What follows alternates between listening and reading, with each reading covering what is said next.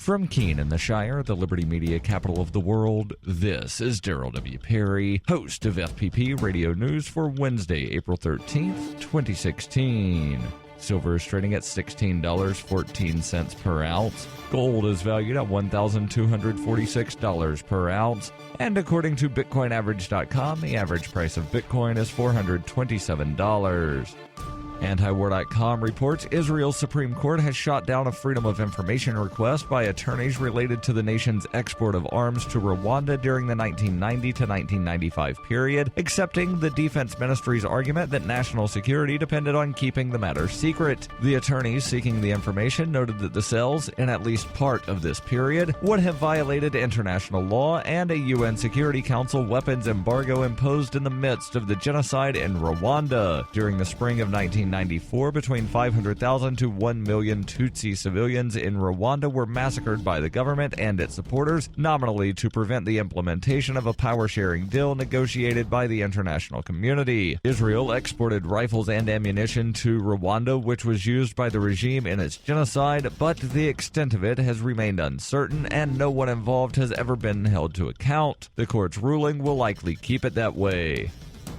For nearly 40 years, Roberts & Roberts Brokerage has been a trusted source for buying and selling precious metals like gold and silver. They also take Bitcoin for precious metal purchases and have permanently removed the minimum purchase amount for all orders paid in the digital currency. Call Roberts & Roberts today for knowledgeable advice on buying and selling precious metals and a forward-thinking approach to new technologies. 800-874-9760 or visit online at rrbi.co.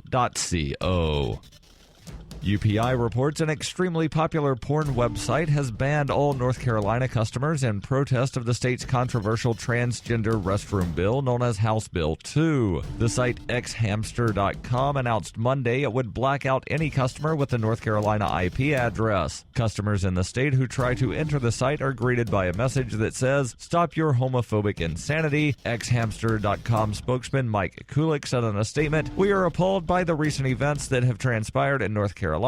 As of today, access to xHamster is blacked out in the state of North Carolina until further notice. We will not stand by and pump revenue into a system that promotes this type of garbage. We respect all sexualities and embrace them." Web traffic analytic Alexa ranks the site in the top 100 in the world for traffic. xHamster's move to deny content is a new approach to boycotts that have proven to be effective in reaction to certain legislation over the years. After House Bill 2, PayPal said it was scrapping its plans to open a global operations center in the state, and Bruce Springsteen canceled a concert.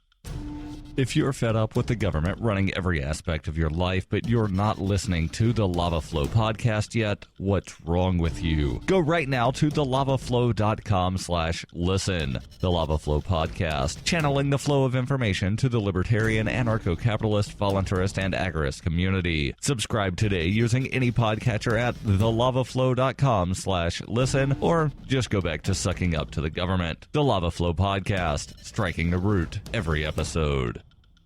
Reuters reports Texas taxpayers picked up most of the $200,000 bill for the so-called affluenza teen's court-ordered rehabilitation and a probation deal that kept him out of prison for killing 4 people while driving intoxicated. Ethan Couch, who turns 19 years old this week and was 16 at the time of the incident, will be in a Tarrant County adult court on Wednesday for a likely determination of how much time behind bars he must spend for violating the probation deal. The Fort Worth Star-Telegram, citing court documents, said taxpayers paid more than $150,000 of the bill for his year-long rehabilitation because his parents were supposedly unable to pay for all of the treatment. At Couch's trial in juvenile court in 2013, a psychologist testified for the defense that Couch was so spoiled by his wealthy parents he could not tell right from wrong. The psychologist described the affliction as affluenza, a term that quickly became a media buzzword. Couch was sentenced to 10 years probation, during which he was to refrain from alcohol and be drug-free. The sentence sparked outrage from critics who ridiculed the affluenza defense and said his family's wealth helped the teen stay out of jail. Couch and his mother, Tanya, fled Texas in December, apparently to avoid arrest for violating the drink and drug-free probation deal. Ethan Couch has been in custody since he was brought back from Mexico in January.